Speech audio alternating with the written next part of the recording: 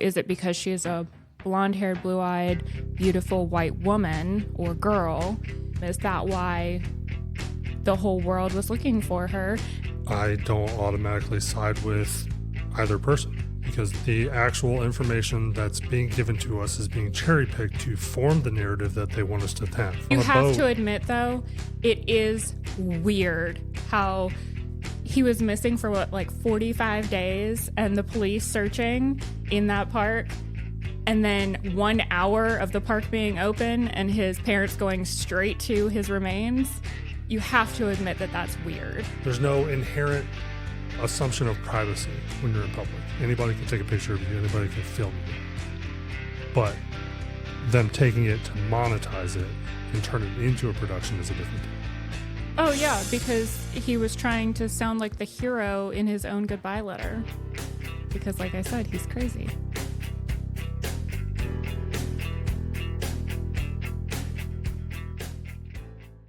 Welcome back to the He's Wrong, She's Right podcast. I am Andrew. This is Nona, and I'm not wearing my ring again. And, like always, he turns it on when I'm trying to pull the hair out of my eyeballs. Oh, well. Every freaking time. Everyone enjoys seeing that. It's their favorite part. That's their favorite part of the second intro. What do you call it? So we have the intro sequence, the highlights, and then the promo plays, and then we come in talking. So it's like that. Ooh, what happened in between? Even though the before was recorded after. Okay. Anyways, so you wanted to talk about the Gabby, I almost said potato. Petito. I almost said potato. Rude. I wasn't on purpose. It was just, I was starting to say it and then I caught myself. So you want to talk about that because the Netflix series just came out? Yeah, and because she lived here for a short period of her life, and so it just ties to the area. When? Because they never talked about it. You're right. They didn't talk about it because the Netflix docuseries started when she had moved back to New York. So she'd moved back home. So she moved here to the Carolina Beach area of North Carolina right after she graduated high school in 2017. And then she was actually a hostess at Smoke on the Water. Right when they opened? Mm-hmm, right when they opened. And then she applied to Cape Fear, but she didn't actually end up going there. And then she moved back home to New York in 2019. And that's when she started dating Brian. So there's a chance I probably saw her. There I went when they first opened. And I did too. And after I learned that that's where she worked, it's like, can I even remember that far back? No. Yeah, it was all a blur. And when they first opened, they were like slam packed. The only memorable face that I have there now, and for those of you watching this, and Rick, if you're watching this, oh god, if really? you guys, you're going to hold on. If you guys have seen our episode with Rick Delapio from last year, in the old setting, he and his wife had a little disagreement with the waitress. Or I guess his wife had a little disagreement with the waitress. So now that waitress's face is ingrained and the manager's face is ingrained. I stayed far out of it. Yeah. But let's not take away from Gabby by talking about that. We're talking about where she worked. It's all relevant. It's all tied together. It's all connected.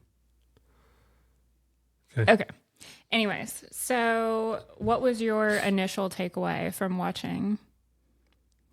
That clearly they were both psychotic. That was your takeaway? Yeah. Netflix obviously framed things in a way to make her look bad for the dramatic effect. And like leading up when they were showing when they were in, where were they when they got pulled over by the cops? Nebraska? No. Wyoming? Maybe. Yeah, wherever it was. They definitely wanted to rile people up because people had already determined years ago that she was always the victim. And nobody really knew that she had potentially hit or scratched or whatever. What's his face? So they wanted that dramatic effect of showing that and framing it like, oh, maybe he was just retaliating and then he got scared. It's exactly how it looks. It's exactly how Netflix tried to That's frame not it. how I interpreted it at all. Because you already had your mind made up. I was looking at it as a filmmaker and what they were trying to portray. No, I was looking at it as a woman, seeing that she had clearly been manipulated by this man for years. I'm not saying that's... And she was in love with him and was willing to do anything to make it work. Yeah, so including lying to herself. You already knew what... It didn't matter what Netflix showed you. You already knew what you knew. And you already had your mind made up. No, I could put myself exactly in that situation of she was so... You're proving my point. Flustered and frustrated that even though she was considered the aggressor in that situation, he still laid his hands on her. And he was still treated better by taken to a domestic violence hotel. But we've jumped too far in advance. We need to start back at... No, but talk about that real quick because we're already talking about it. Okay, fine. And that is how they opened the documentary or docuseries. And if you haven't watched it, go watch it. Because I'm sure as... Or just watch this because I'll highlight it perfectly. Everything that I say. It was like, what, 3 episodes or was it 4 episodes? 3. I don't know. We watched it back to back together. Yeah. But yeah, she seemed super sweet, charismatic, and I'm sure that's part of why the entire nation was, watching and trying to find her. And I know that jumping to the very end, that's part of the questions that were being brought up of, is it because she's a blonde-haired, blue-eyed, beautiful white woman or girl?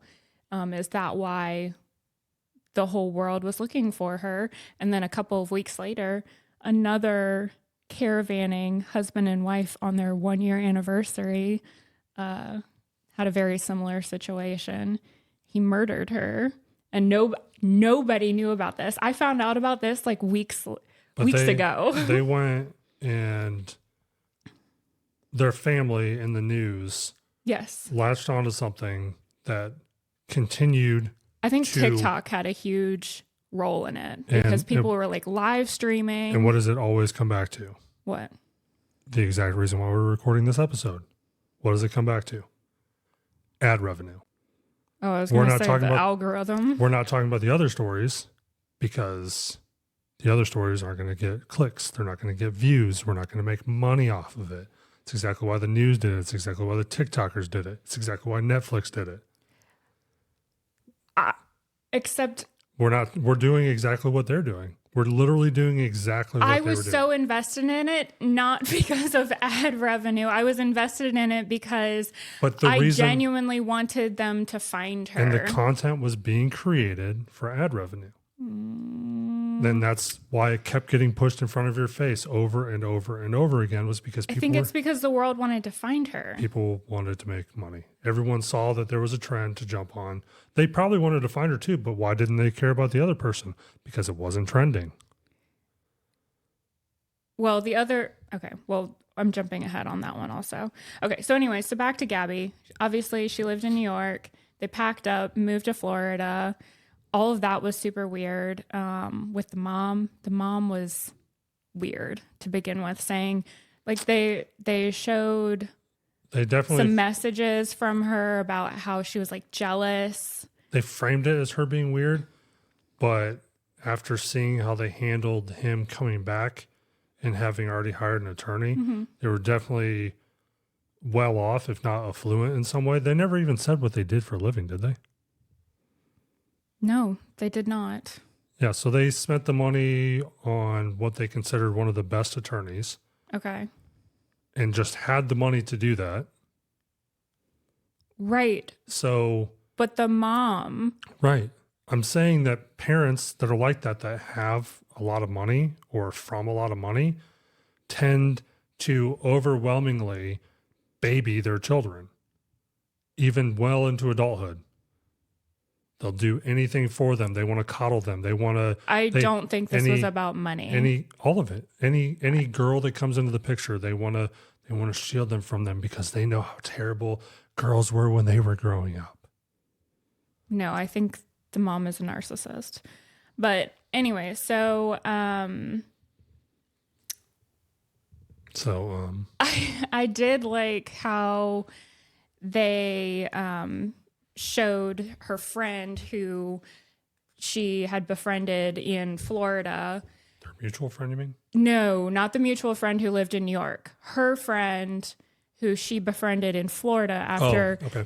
she had gotten a job at like Taco Bell, and she was hanging out with this girl who had delivered pizzas, I believe. Yeah, she rode with her in the And car. she rode with her in the car, and you could see from the friend's perspective the things that Gabby had possibly gone through. And obviously what she was privy to was probably only 1/10 of what actually occurred, because he would show his very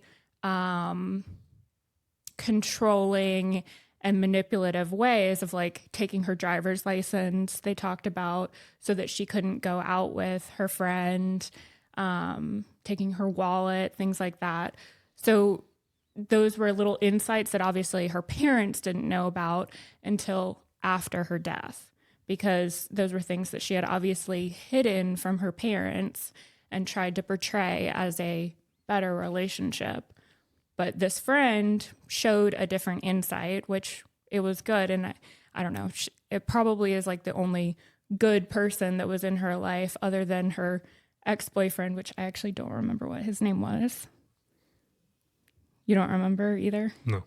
I wonder if actually the timeline makes him a local here, because the timeline was that she had dated him right before she met Brian, and she had lived here right before she had met Brian. So maybe he's local to here. I don't know. Oh. Okay. Is the going back to like talking to exes and things like that, that's makes her look less whatchamacallit. She was scared for her life at that point. There's other people you can talk to other than an ex. I can see both sides in this situation. She was fearful and needing somebody safe. She probably wanted to talk to her mother, but was also scared to share what was actually going on, because mother was probably going to say, you need to get home. Home is where you need to be, not on the road with this man who's obviously not loving or taking care of you. Okay. And so she knew that if she shared that with her mom, that's probably what was going to occur. So It's because anytime a woman shares something with her friends and family about her boyfriend, spouse, significant other of whatever, even if it's a girlfriend, whatever, the parents are always going to be like, oh, it's terrible for you. There's so many more better people. And they're always going to do that. So part of her probably didn't want to hear that, even if it was true. I don't think that's what they would say. It's more in, you sound like you're in an unsafe situation. Right. And she was in an unsafe situation.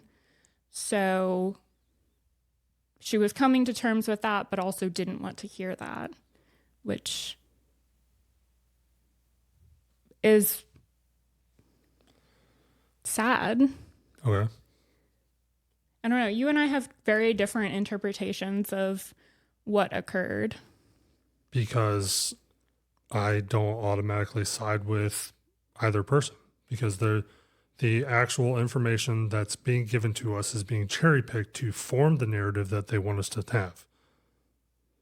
They're not going to ever paint him in a good light. And I'm not saying that he's a good person, but they're never even going to give him the opportunity. Have you heard the conspiracy theories that the remains found are not actually him? I remember people when he was missing. Mm-hmm. I remember people all over saying that they spotted him in the Appalachians. They spotted like on some trail out there. People saying they spotted him, in Michigan. I remember People that as spotted well. him in Texas, and some people said that he had gotten on You a have boat. to admit, though, it is weird how he was missing for what, like 45 days, and the police searching in that park.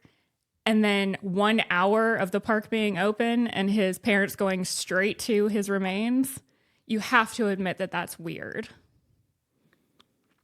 They said the park was like really, really big.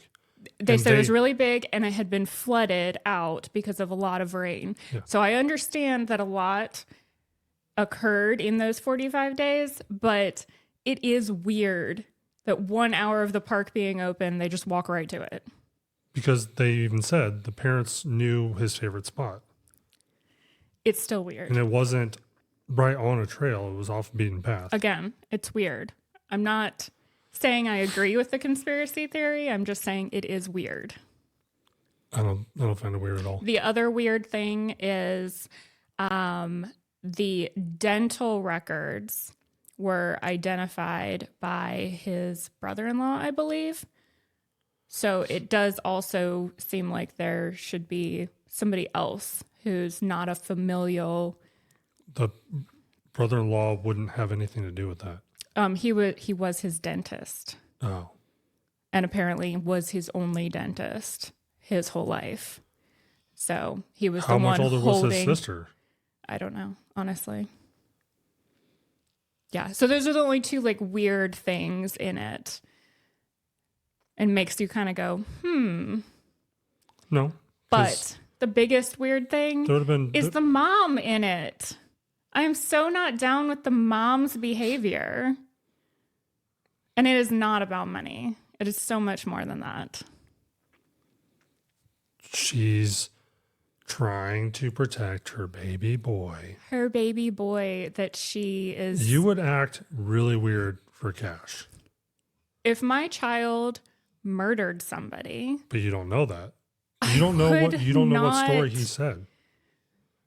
I would not act like that. You don't know what story he told them. Mom, it was in self-defense and I don't know what to do. See, they painted the entire picture the way that they wanted us to perceive it. Did you notice that all of her family had her tattoo? The one that had been on her forearm? No. All her mom, dad, stepmom, and stepdad, all four. And then the other weird thing that I noticed, they all clearly have a type. They didn't ever interview any of his non-mutual friends. What? They only interviewed mutual friends and people from her side. That's because his side wanted no part of it, and they're suing Netflix now. Yeah, I'm sure they are. Because you can't use somebody's likeness. They're going to win. No, they're suing Netflix for inaccuracies. Yeah, and they'll win.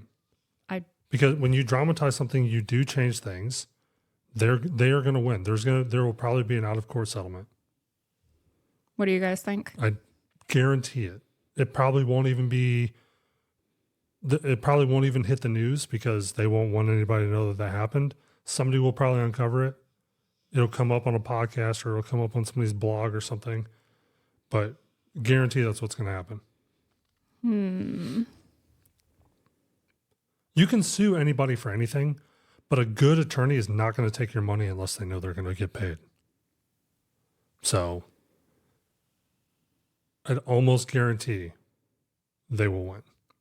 Or get some sort of out-of-court settlement.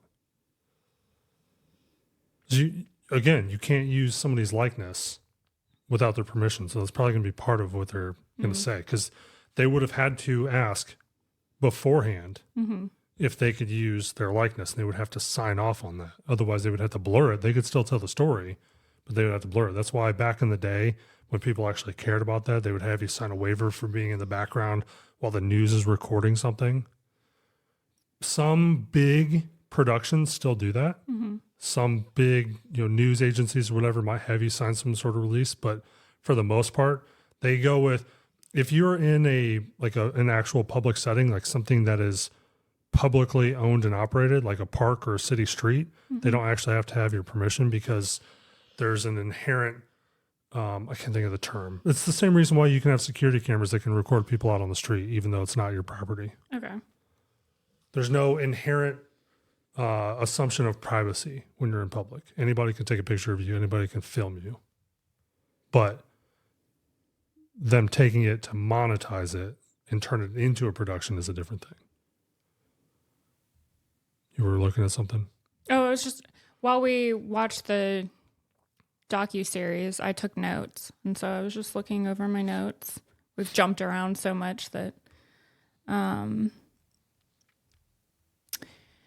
do think that they are the classic, like, perfect couple on camera, and then as soon as the camera shuts off, they're not. And there's another, I believe they got famous on TikTok, but I believe they also have a YouTube channel, Kay and Tay, and they have a past with a 911 call as well, where there was some possible domestic violence as well, and they perceive this very perfect life online, and they're promoting positivity and love and all of that. And I believe she's pregnant with her second child now. And so it kind of sheds that illusion of, oh, they're perfect, but are they really, you know? And so I really don't believe that anybody is actually perfect. And I am. I hated how they ended the docuseries of her one and only YouTube video, and how it had like 500 views or something like that before she had died. And then after she died and everybody knew that she was dead, it now has, you know, well over 1 million views. I hated that they ended it like that. Like, she's forever going to be trapped in this YouTube video of her personifying this perfection that doesn't actually exist. And it made me really sad for her, because that... So you want people to remember her being miserable? That both is how she wanted it. She wanted that, and she wanted to have a monetized YouTube channel and wanted to make that her thing. It still wouldn't be monetized, though. Pardon? It still wouldn't be monetized. You have to upload 3 videos within 6 months. No. Remember at the beginning of the docuseries, that was her plan. Her plan was to be a YouTuber. Okay. So ultimately, she's both getting what she wants, but at the same time, it's such a sad way to remember her. What do they say about artists? Their art's never valuable until they die.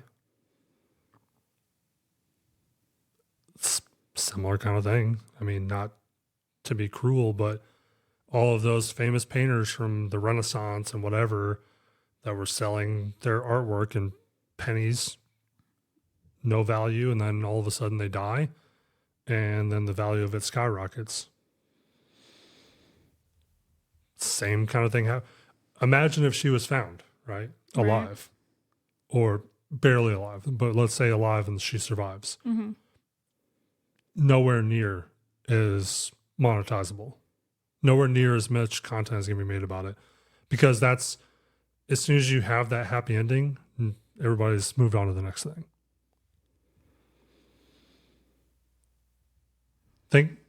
Can you come up with something where there was a happy ending, where it's been highly profitable and monetized and, you know, done in several formats, movies and documentaries and reenactments and whatever else?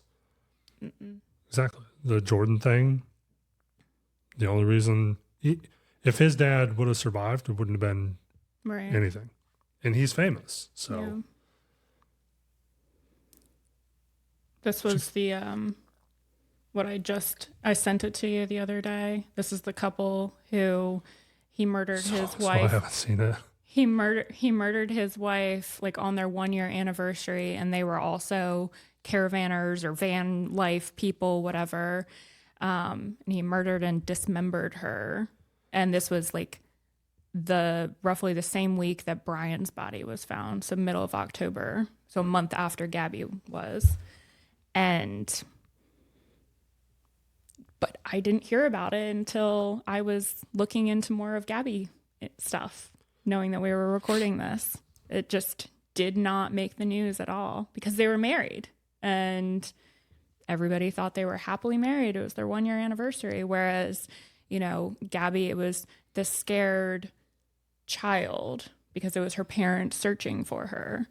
Whereas, I don't know, it's just domestic violence in general is just a terrifying thing. On that note, I think we're at our mark. What's it say down there? 24. So no. Oh, okay. What else would you like to talk about? Actually, keep going back to the scenario where they were pulled over, and because from the body camera footage, how the officers were discussing it. And remember on the initial 911 call, the cop in the car saying he didn't have a crystal ball predicting the outcome ending in her death. I literally, like, it was on his body cam saying that. So that made me so mad. So not just that. So the whole scenario, what was said, what happened. So the first part of it, right? They said the 911 call came in, and I believe they played it, right? Yeah, they played the audio from the 911 call. And the caller said that he saw the man hitting the girl. Right. Never said anything about her retaliating or initiating it. But then the cops said that the caller said that she instigated it. Right. So did they not play the whole call? A lot of times the cops will follow up. No, they did. So how they opened the docuseries was they only started part of it. And then a lot of times they'll call back, though. It was like second episode.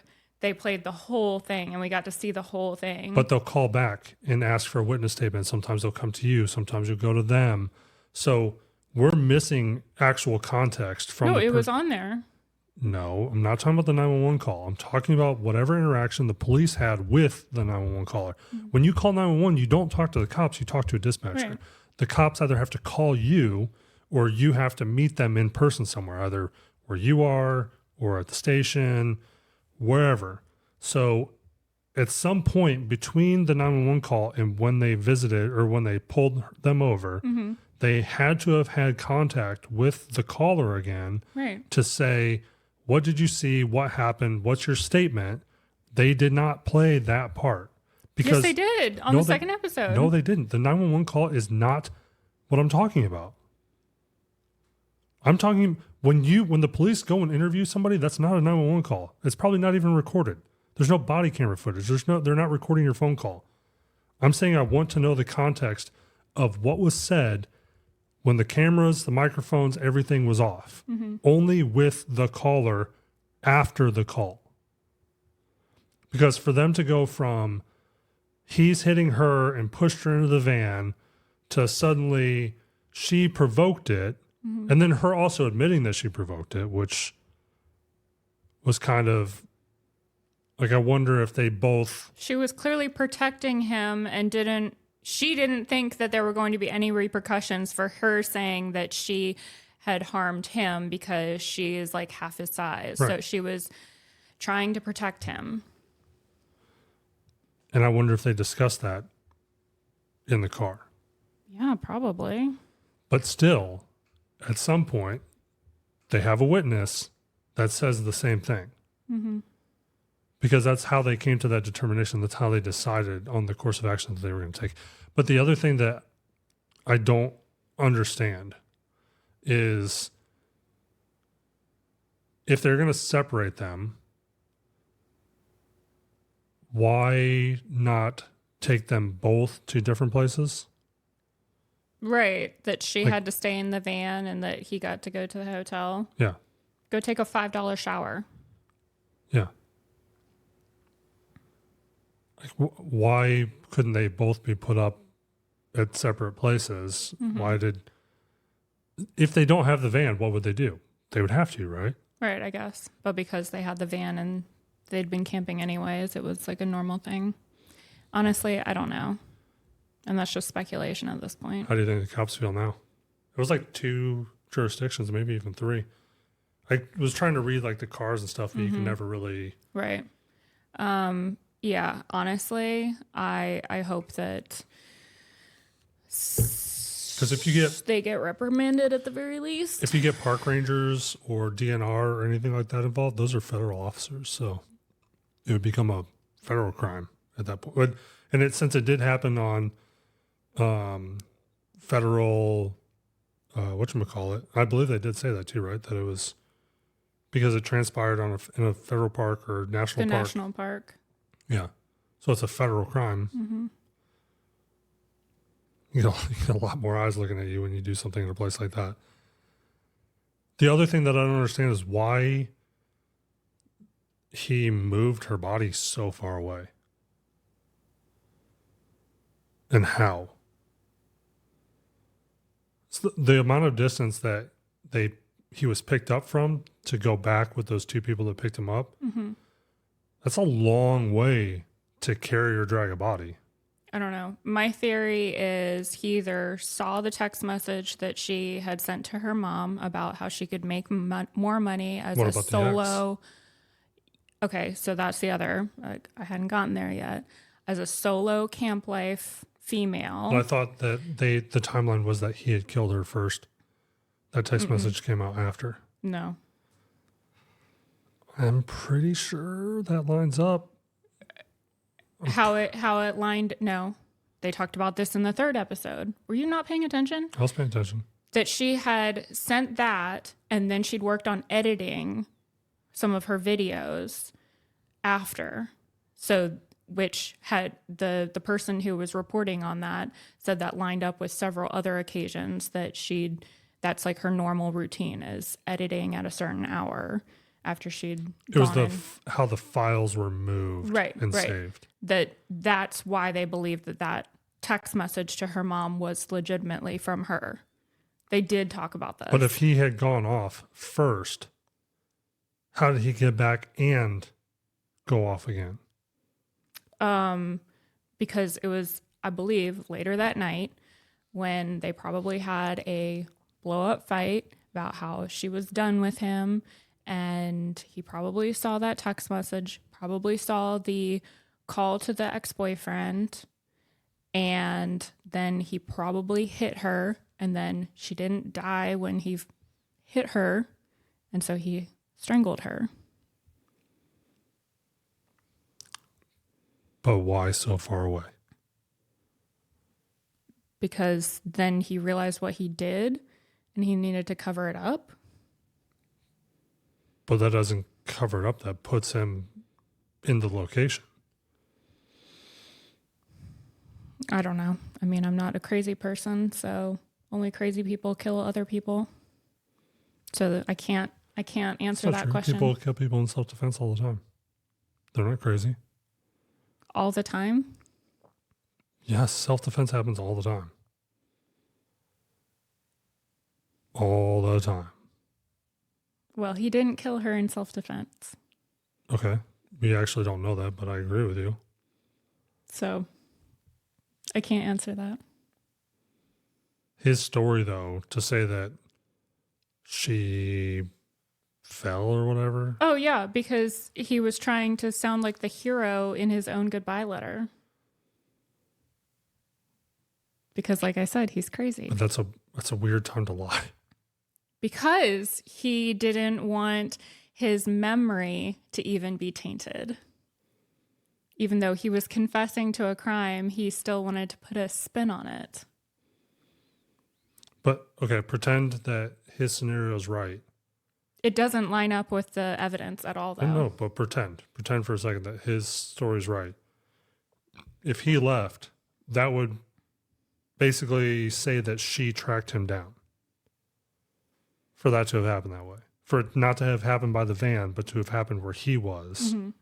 She would have had to have followed wherever he walked to. Which, again, they were in a very codependent, abusive relationship. So anything is possible. Anything is possible. I don't know why, but I have that cartoon song stuck in my head now. Or the Lego.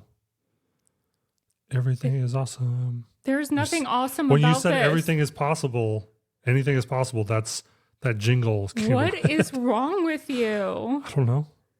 Nothing's wrong with me. It's just the way that it rolls off your tongue, I guess. Everything is possible. Hey. Well, then. All right. So do you guys think that they framed it in such a way to make him look terrible? Or do you think that he was terrible? Or are you one of those people that think that she instigated it? Yeah, what do you guys think? Because again, Andrew and I have completely different interpretations of what both occurred in actuality and how the docuseries was presented. Because if you don't satisfy all of my questions, then I'm not going to come to a conclusion. Again, I believe they were in an extremely codependent, abusive relationship. Yes, they loved each other, but it was more about manipulation and control. And he saw that control slipping away. So he wanted to eliminate that problem. Okay. That's my interpretation from the beginning. Why didn't he kill all of his past girlfriends then? He didn't have any past girlfriends that we know about. The one girl who was their quote unquote mutual friend, but really was Brian's friend, he professed his love to in a note in the desk that he had built with her. And she said, "Oh, you're just more of a like brother to me." So we don't know of any past girlfriends. He had past girlfriends. We don't know of any past girlfriends. Sure, but he didn't kill any of them. So he also unless you're didn't. saying that those are all covered up. He also didn't go on any extended road trips with don't know that. them. He also didn't. So Yeah, so there's more questions that have not been answered than there are. okay, so if you were answers. a past girlfriend of Brian and would like to reach out to us with your story, or Yeah. and by girlfriend that means dating for more than like 3 months, not going on one date with and realizing this person is not for you. Okay. Make sure you hit that like button, subscribe, leave a comment, turn on notifications, and we'll see you here next time. Goodbye. Bye.